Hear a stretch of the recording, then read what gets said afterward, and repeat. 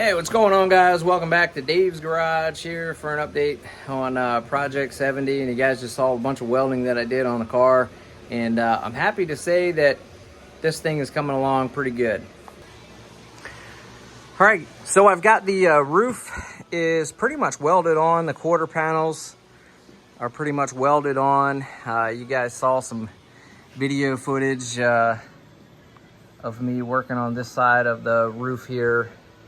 The other side of the roof is all finished except for this bead that I put around the bottom, which I think I've seen a lot of guys not actually do this, but I don't see any harm in actually doing that.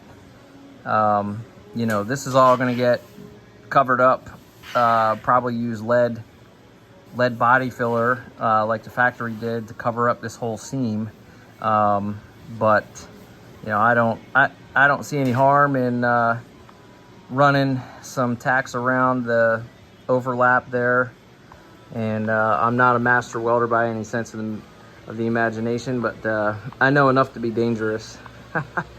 But yeah, so it's just been an arduous process to this point. A lot of welding, and holy cow, like I don't even think I'm halfway done. So you know, the roof and the quarter panels being on, certainly good progress, but I still have to finish welding the door frames on. So they probably have about, I don't know, 12 or 15 spot welds in the door frames, but they need to be fully welded.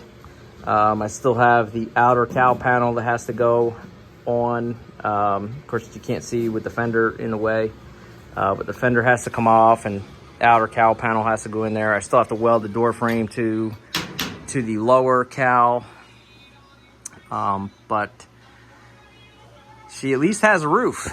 And if you guys have followed the channel, I mean, this was a pretty substantial milestone, I think, from what this car looked like when it came into the shop, and basically cutting the car in half, cutting the roof off, and she's making her way back together. I did find that the front of the roof was pretty tricky. I had to make some relief cuts with the cutoff wheel, if you will. I had to make a relief cut along here on the driver's side. I ended up making a relief cut here just so I could pull this in. And so I went ahead and re-welded all that up and did the same thing, ran tacks along the bottom where the seam is. So this all gets lead filler as well. A lot of grinding that is left to be done. A ton of grinding, actually, cleaning all these welds up, and I still don't even have the body filler yet. I've never used lead body filler. I know it's pretty dangerous, but I just think it's the best thing. I think it's going to be better than trying to use some sort of Bondo or fiberglass filler. So I have a little bit more research to do on that process before I go ahead and do it. But I figured in the meantime, man, I got just a shitload of welding to do, and also some grinding too. So this is the fastback conversion kit. I purchased this from CJ Pony Parts.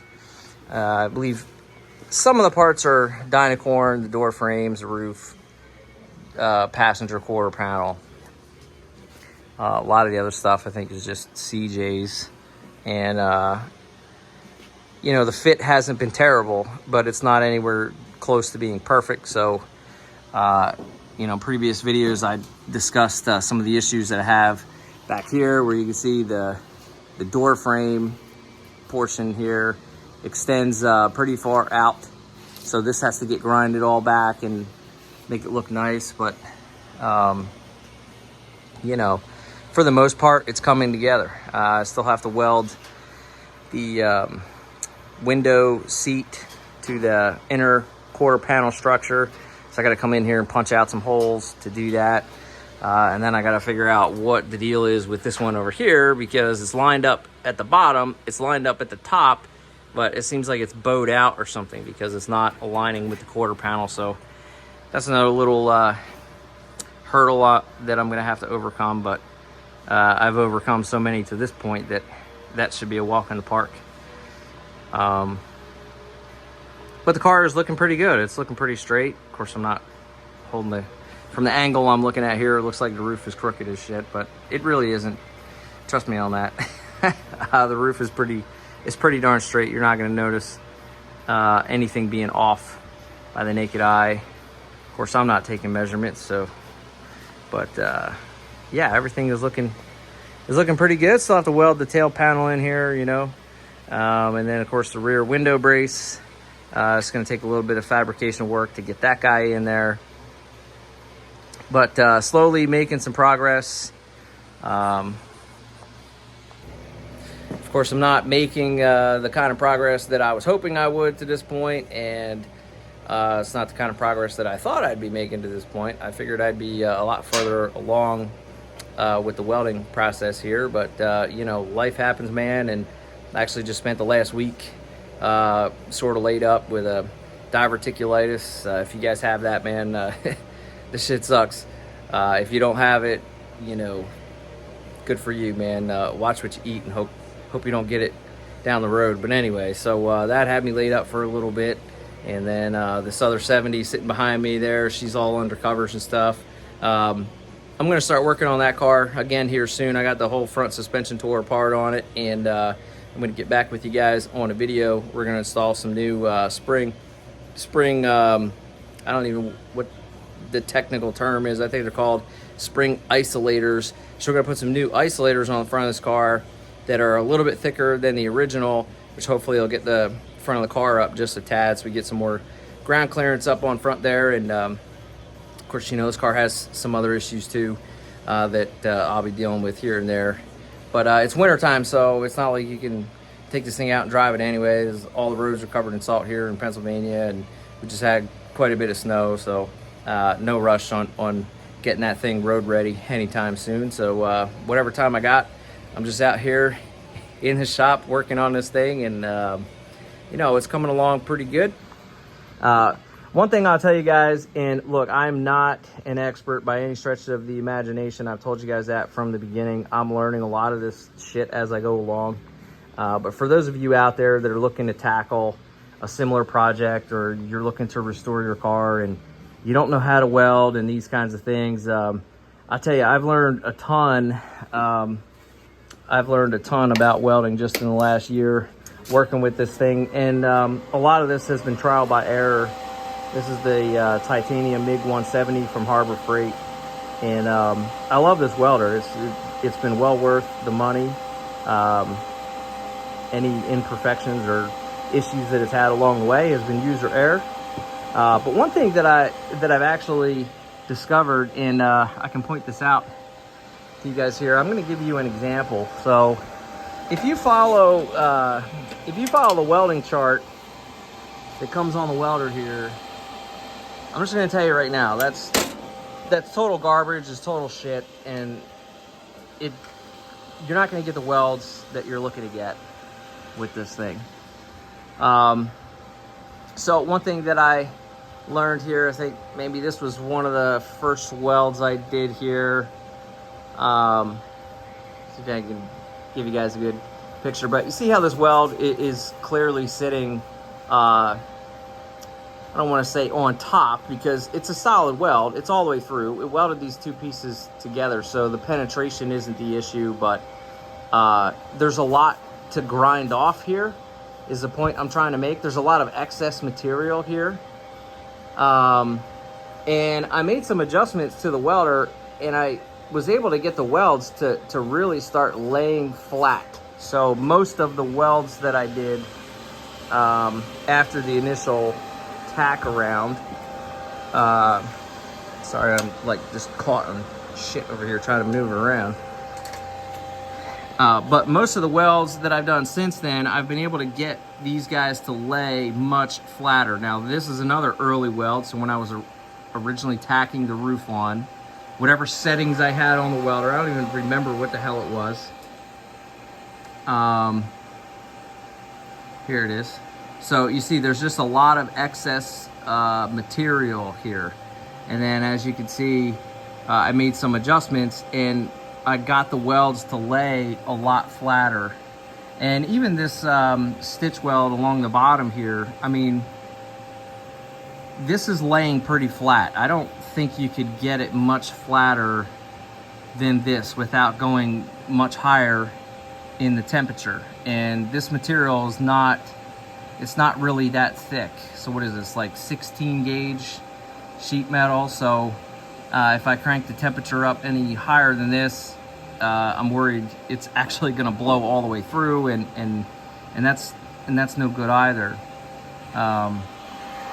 And one of the things that I'm learning is that if your welds aren't laying flat, turn up your voltage a little bit and turn down your wire speed just a touch.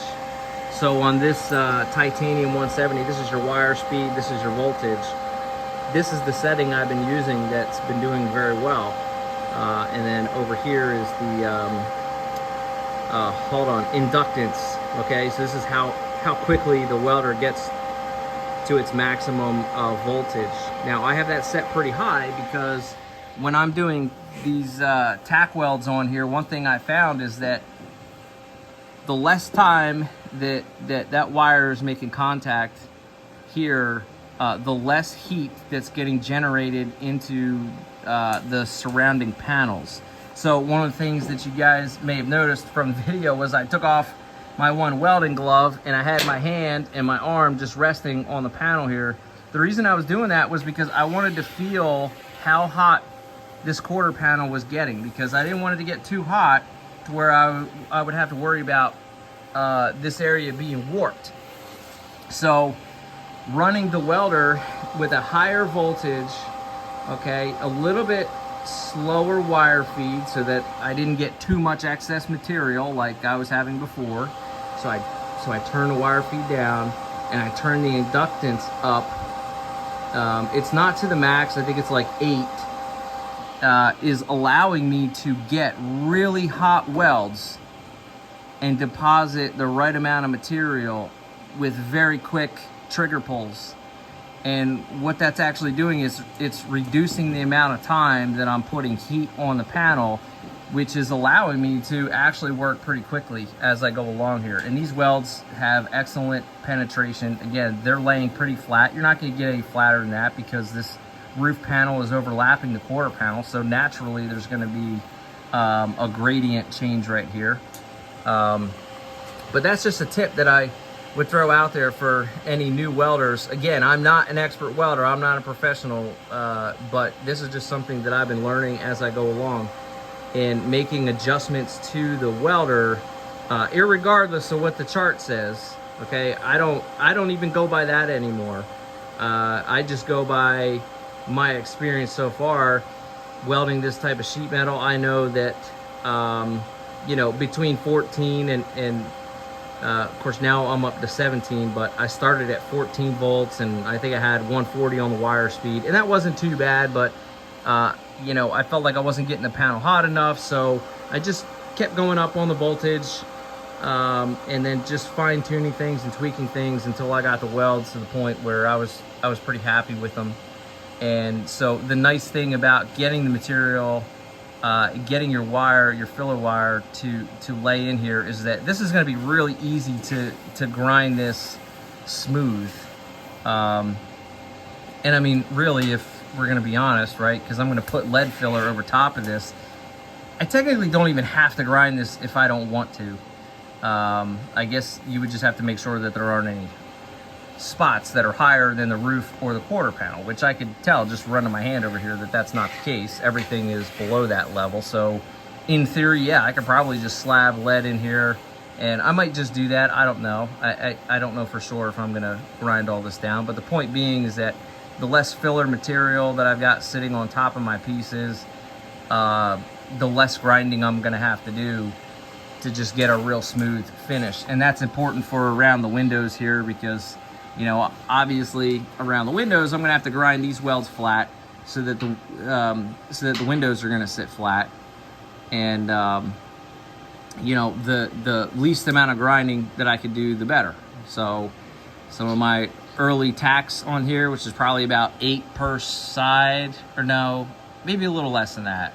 Maybe like 5 or 6 tacks on the back and on the front.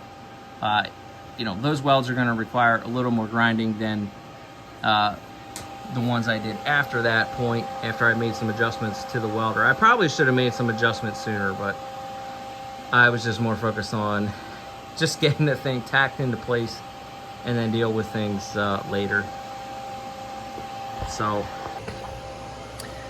all right, so that's the point that this Project 70 is up to here. And, you know, I find that the slower the project moves along, it gives me more time to sit and think about the end result and what I want to do to the car. And I keep changing my damn mind all the time as far as, you know, do I want to keep it old school, you know, put a carbureted motor in, or, you know, Holley EFI or something like that. What type of motor do I want to put in this car?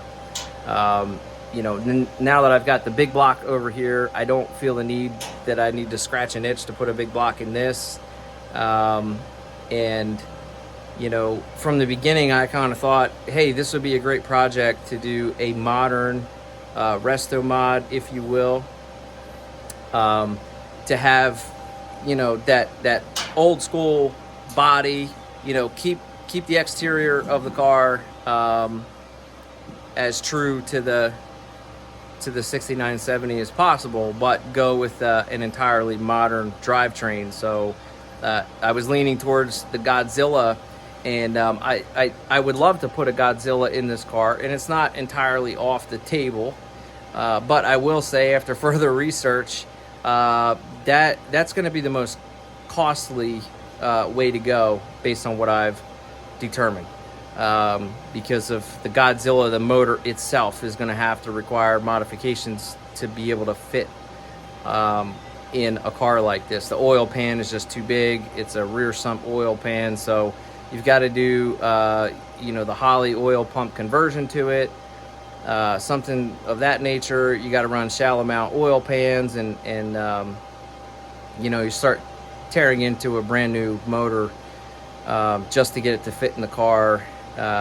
Honestly, is really starting to turn me off. I was kind of hoping that, you know, by this point, someone out there would have a Godzilla crate motor that is already modified for these late model swaps. That doesn't seem to be the case. So now I'm kind of looking at other directions, and lately I've been landing on the Coyote. So obviously the Coyote motor was introduced, I forget exactly what year, 2010 or 11, is when the Gen 1 Coyote was born. And that motor was born to be run in a Mustang. So there's a huge aftermarket support for that motor. Lots of people have done Coyote swaps into these, so the process would be a lot easier. You know, to just drop a stock, you know, Gen 2 or Gen 3 Coyote in this car. I don't have to tear the brand new motor apart just to make it fit. I could throw it in there, and right off the bat, you've got a modern day motor that was born in a Mustang, and here it is, you know, in a late model Mustang. And so there's a lot of benefits to that. So I'm leaning towards Coyote at this point. Don't quote me. Come back in a couple years and see what I ended up with. But anyway, all right, guys, thanks for checking out the channel. Please, as always, like and subscribe. I appreciate it. I'm trying to get some funds here to build a pole barn out back. So man, the more you guys can like, share, subscribe, do all that crazy shit that people do on YouTube, you'd be helping me out. Thanks a lot, guys. We'll see you next time.